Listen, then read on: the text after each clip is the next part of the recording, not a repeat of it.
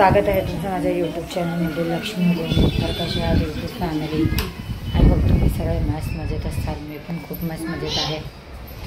तर 11 महिन्यावर घर येऊन खूप टेन्शन होतो आहे आम्हाला.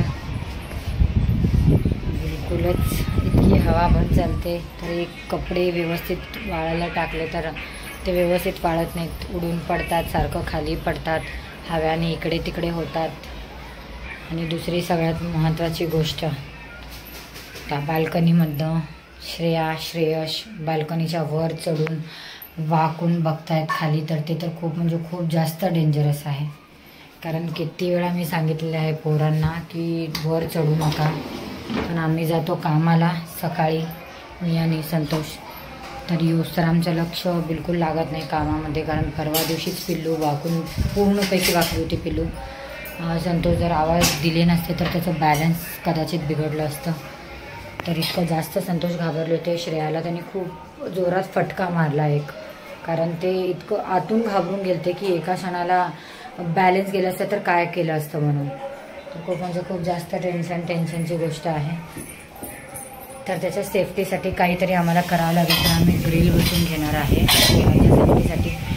ग्रिल बसवली हवा इतकं हवा येते, त्याच्यावर चढून इकडून वाकून बघत होते खालीपर्यंत.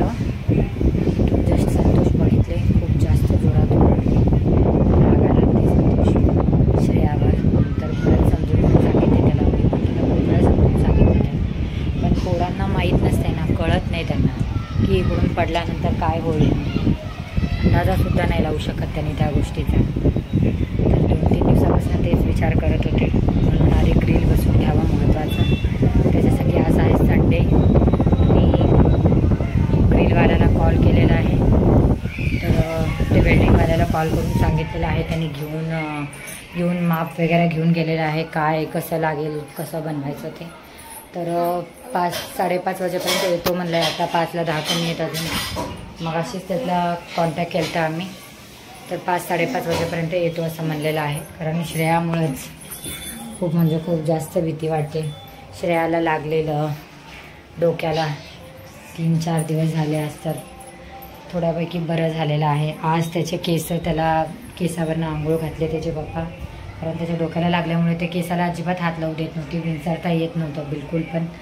तर आज व्यवस्थित शॅम्पू केलेले आहे हेअरला आणि आता तेल लावून छानपैकी त्याचे केस बनवलेले आहे. थोडंसं बघा, अजून थोडंसं आहे, नीट होईल. तर श्रेयाच्या सेफ्टीमुळंच हे सगळं चाललेलं आहे. श्रेयश दोघांच्या सेफ्टीमुळं. कारण श्रेयश तर मोठा आहे. श्रेयश कोणती पण गोष्ट एखादी सांगितली की लगेच ऐकून घेतो. पण श्रेया बिलकुलच ऐकत नाही. तिला कळतच नाही, म्हणजे लहान असल्यामुळे तिला जास्ती करून खूप साऱ्या गोष्टी कळत नाही तिला. त्याच्यामुळं म्हणून ग्रिल आधी बसून घ्यायचं आहे आम्हाला. 3-4 दिवसापासून माझं ब्लॉग त्याच्यासाठी येत नव्हतं. माझी तब्येत ऑलरेडी ठीक नाही आहे 3-4 दिवसापासून. तर माझ्या फेसवर बघू शकता तुम्ही, खूप सारी स्वेलिंग आलेली आहे गोळ्या खाऊन. कारण मेडिसिन इतके डॉक्टरांनी दिलेले आहेत, मेडिसिन खाऊन माझ्या चेहऱ्याला पूर्ण सूज झालेली आहे. आणि पिल्लूचं टेन्शन त्या ग्रिलवरनं त्या दिवशी तसं घडलं म्हणून डोक्यातनं जातच नव्हतं अजिबात. तर मी तर कामाला जाताना बाल्कनी लॉक करून जात होते, कुलूप लावून त्याला, की मी कामावर येऊस तरी ॲटलीस्ट हे लोक बाल्कनीने खुलतील. आणि त्याची चावी माझ्याबरोबर स्वतः घेऊन जात होते मी. कारण पोरांचा काही भरोसा नाही, कधी खेळता काय करतात म्हणून. आणि आईचं पण ऑपरेशन झाल्यामुळं आई पण 3-4 दिवसापासून आईला बोर होतो आहे, काही काम नाही आहे करायला. तर आईचं मन नाही लागत आहे बिलकुल पण इकडं. आणि मला बरं नाही वाटत होतं, त्यामुळे 2-3 दिवसापासून मी ब्लॉग नाही बनवले. तर आज तेच सांगा म्हणून मी तुम्हा लोकांना शेअर करावं की फायनली आधी ग्रिल बसून घेते. ग्रिल बसवल्याशिवाय 11व्या मजल्याचा काही उपयोग नाही आहे.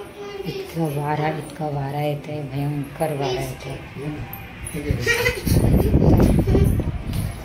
चला आता येईल थोड्या वेळात तो ग्रिलवाला. संतोष आहेत घरामध्ये, मी तर जाईन संध्याकाळी कामात. तर ते आहेत, तर ते बघून घेतील सगळं ग्रिलचं बसवायचं वगैरे सगळं काही मी तुम्हाला दाखवते. ब्लॉग पूर्ण एंडपर्यंत.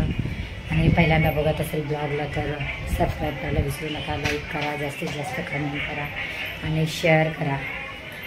कमेंटमध्ये सांगा तुम्हाला कसं वाटला माझा बाल्कनीमध्ये ग्रिल बसवून घेण्याचा. तर चला आता चहा बनलेला आहे, चहा घेते आणि मग तयार होते. अजून संध्याकाळी स्वयंपाक पण बनवायचा आहे. आलेलं आहे आता ते ग्रिल बसवण्यासाठी, त्यांनी माप घेण्यासाठी. फायनली ग्रिल एकदा बसलं तर झालं मग, कारण खूप जास्त महत्त्वाचं काम आहे ते ग्रिल बसवणं. बाहेर एक लोखंडाचा दरवाजा करतो, बाहेरून एक ग्रिल लावून घ्यायचं आणि आतून एक तेवढा, दोनच बनवायच्यात. खूप जास्त महत्त्वाचं आहे कारण हे दरवाजा पण आहे ना खूप नाजूक आहे. जास्त हवा आला तर एवढ्या जोरात आदळला जातो जसा की तुटून आता हातातच येईल. म्हणून बाहेर लोखंडाचं एक लावायचं. लोखंडाचा लावला की मग हे लावायची गरज नाही पडणार त्याच्यामध्ये. घेता येत आता माप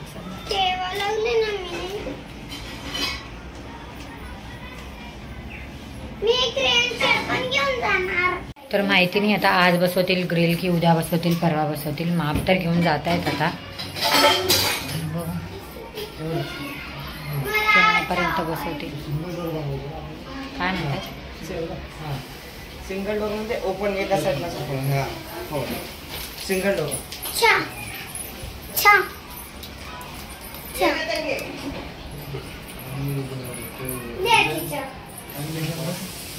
आलेलं आहे आता ते ग्रिल बसवण्यासाठी, त्यांनी माप घेण्यासाठी.